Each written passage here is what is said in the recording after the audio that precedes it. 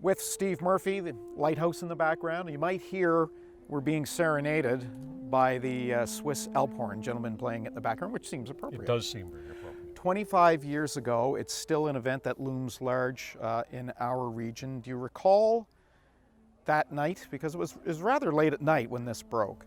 I recall it clearly, and I think there were a couple of reasons. One, it was a terrible event, and we'll never forget it. On a slightly more practical note, the CTV National News had just moved from 12 midnight to the earlier hour of 11 o'clock. So I was watching Lloyd Robertson's newscast, and coming out of an item, he said, by way of breaking news, that there had been a plane crash. And of course, as an Atlantic Canadian, I guess when I think of a plane crash, I assume it's happened somewhere else in the world. But then on that particular night, the map of Nova Scotia came up highlighting this area around St. Margaret's Bay. And next, Lloyd introduced Jay Witherby, who was our news director at the time, who gave sort of the very thumbnail sketch details that were then available about what had happened off the coast. And Todd, we really didn't know very much. We knew there'd been a plane crash, but we didn't know exactly where. We didn't know what airline was involved. Right, we didn't know what sort of aircraft was involved. But it became very quickly apparent it was a disaster and a tragedy of global proportions. So we all race in.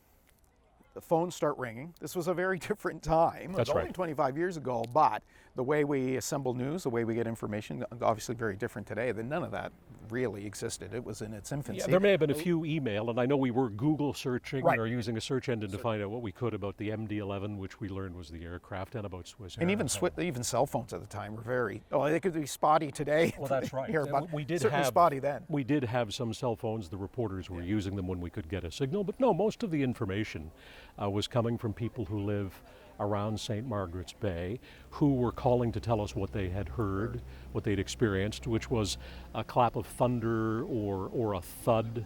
They didn't really know what it was, but they knew that there was something had happened.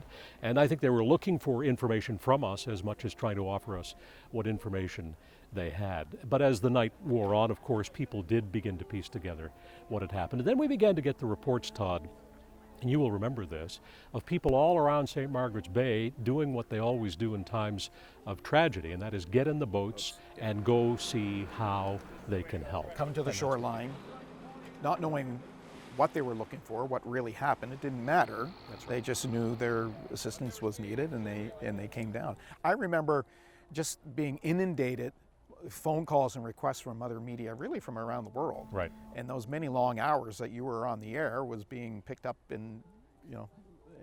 by a lot of broadcasts. Well, and again, it was in the earlier days, or the early days really, of 24-hour news channels. So our own news channels in Canada, CNN, and some other international broadcasters were using images coming from ourselves and from other Canadian broadcasters to tell a story which was, as I said, of global proportions, because let's not forget, this is the busiest air route, transatlantic air route on the continent, and there's a constant stream of aircraft from New York and Philadelphia and Washington, D.C. to the capitals of Europe.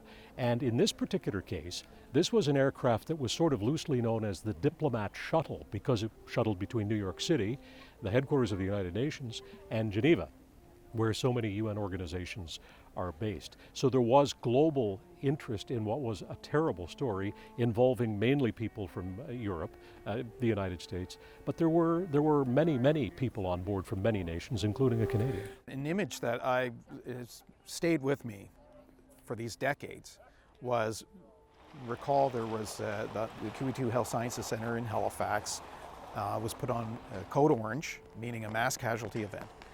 And there's that image of the garage door closing at the hospital when they realized there would be no one coming in. There was no one to save. As is so often the case, this began nominally as a rescue effort, and that's why so many people here, why the Canadian Armed Forces, Air Search and Rescue, they all scrambled into what they hoped would be a rescue. And that's right, the hospital was on standby for casualties, but it did quickly become apparent that there would be no survivors. And you're right, I do remember that image. It was not only the door closing on the garage, it was the door closing on hope. And at that point we realized that this was a massive loss of life event. In the difficult days that followed when family came here, Yes. Certainly one of the things I think we were all struck by, those of us who live here, were those family members and in their grief saying, I didn't know of this place, hadn't heard of it, let alone, knew anything about it. But if my family member, my loved one, had to go in such a horrific way, they couldn't ask for a more beautiful place for a final resting place. So well said. I mean, there's a bitter irony in that something so terrible would happen in such a place of beauty. On the other hand, it's the beauty and tranquility of Peggy's Cove that brought some solace to people who had experienced the worst possible kind of loss, hundreds and hundreds of them.